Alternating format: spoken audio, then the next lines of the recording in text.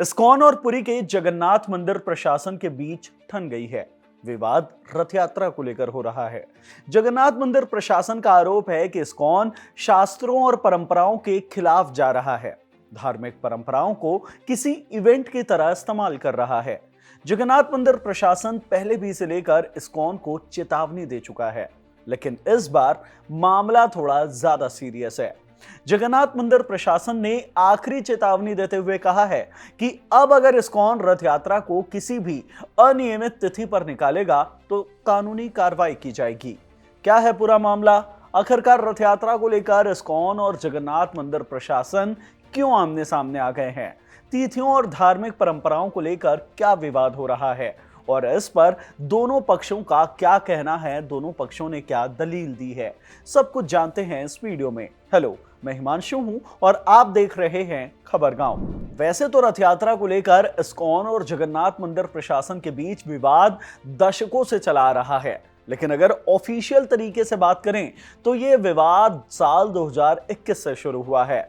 पुरी में मौजूद भगवान जगन्नाथ के मंदिर के बारे में तो हम सब जानते हैं।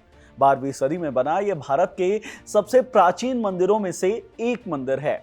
माना जाता है कि यहाँ भगवान अपने मूल रूप में विराजमान है और इसलिए इस मंदिर और यहाँ होने वाले धार्मिक अनुष्ठानों की मान्यता बहुत ज्यादा है। लेकिन इस्कॉन जगन्नाथ मंदिर के मुकाबले काफी नया प्रयोग है। 1896 में कोलकाता के ब्राह्मण परिवार में जन्मे अभय चरण देव ने 69 साल की उम्र में इस्कॉन की न्यूयॉर्क में स्थापना की थी। अभय शुरुआत से कृष्ण भक्ति में रमे हुए थे। उनके जीवन में चैतन्य महाप्रभु का बहुत असर हुआ करता था। साल 1922 में उन्होंने दीक्षा ले ली थी। साल 1950 के दशक में वो दवा का बिजनेस करने लगे थे, लेकिन फिर 1959 में संन्यास लेकर कृष्ण भक्ति में रम गए। नाम मिला स्वामी प्रभुपाद। मायापुर में रहे, वृंदावन में रहे। फिर 1965 में दुनिया में कृष्ण नाम फैलाने के उद्देश्य से अमेरिका चले गए। लंबे वक्त तक संघर्ष करने के बाद कुछ हिप्पी युवाओं का साथ पाकर जुलाई 1966 में न्यूयॉर्क में पहला कृष्ण मंदिर खोला और यहीं से एक संगठन की शुरुआत की, international society for Krishna consciousness यानी इस्कॉन।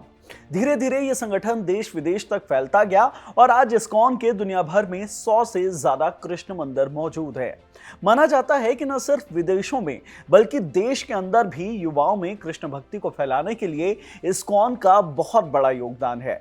इस्कॉन के मंदिरों में बड़ी संख्या में युवा पहुंचते हैं, लेकिन जगन्नाथ मंदिर प्रशासन की तरह पुराने धर्म केंद्र इस्कॉन के तौर तरीकों से नाखुश रहते हैं, जैसे कि रथ यात्रा विवाद।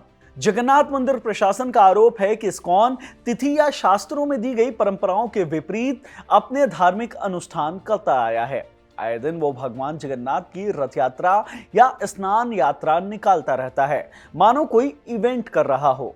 जगन्नाथ पुरी के पूर्व राजा और जगन्नाथ मंदिर प्रबंधन समिति के अध्यक्ष दिव्य सिंह देव का कहना है कि शास्त्रों में भगवान जगन्नाथ का स्पष्ट आदेश है कि स्नान यात्रा केवल ज्येष्ठ पूर्णिमा को और रथ यात्रा आषाढ़ शुक्ल पक्ष की द्वितीया तिथि को होनी चाहिए।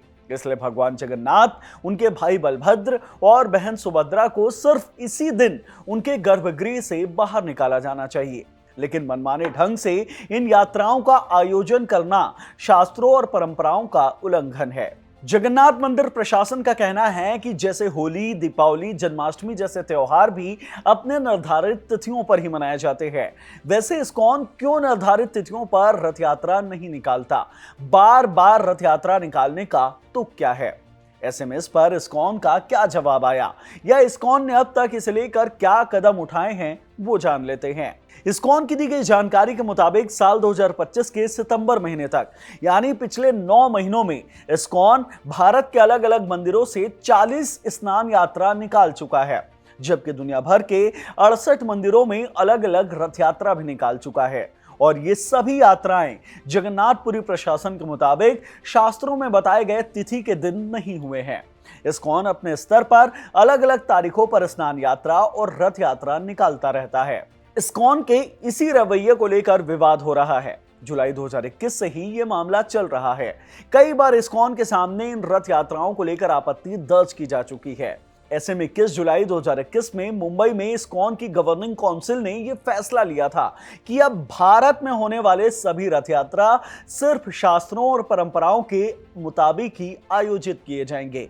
लेकिन भारत के बाहर यानी विदेशों में मौजूद इस्कॉन के कृष्ण मंदिर से यात्रा कब निकाली जाएगी, इसे लेकर कोई फैसला नहीं लिया गया।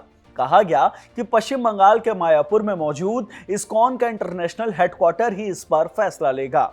ऐसे में 2 दिसंबर 2024 को पुरी में इसे लेकर दोबारा बैठक हुई। इसमें इस्कॉन को दोबारा तय तिथि के मुताबिक ही यात्रा निकालने के निर्देश दिए गए। अब इंतजार था इस्कॉन हेडक्वार्टर से आए फैसले का। लेकिन 20 मार्च 2025 को जो तीसरी बैठक हुई, उसमें इस्कॉन ने जलवायु, मौसम और स्थानीय परिस्थितियों का हवाला देते हुए तिथि के हिसाब से विदेशों में यात्रा निकालने के निर्देश को खारिज कर दिया। ऐसे में अब जगन्नाथ मंदिर प्रशासन ने शास्त्र विद्वानों के जरिए 100 पन्ने का डॉक्यूमेंट तैयार किया है, जिसमें यह बताए गए हैं कि किस तरह से इस्कॉन सही तिथि के हिसाब से विदेशों में रथ यात्रा या स्नान यात्रा निकाल सकता है। दिव्य सिंह देव ने कहा है कि उन्हें उम्मीद है कि इस्कॉन परंपराओं का सम्मान करेगा और यह मामला सौहार्दपूर्ण तरीके से सुलझ जाएगा। अगर ऐसा नहीं हुआ तो कानूनी कार्रवाई की जाएगी। इस्कॉन के रथ यात्रा या स्नान यात्रा को लेकर दी गई दलील पर आपकी क्या राय है? इस पूरे मामले में आप अपने आप को किस पक्ष में पाते हैं, जगन्नाथ मंदिर प्रशासन के पक्ष में या फिर इस्कॉन के पक्ष में? हमें कमेंट बॉक्स में जरूर बताएं। इस वीडियो में इतना ही। वीडियो से मिली जानकारी पसंद आई हो तो इसे लाइक करें, शेयर करें। हमारे चैनल खबरगांव को जरूर सब्सक्राइब करें। धन्यवाद।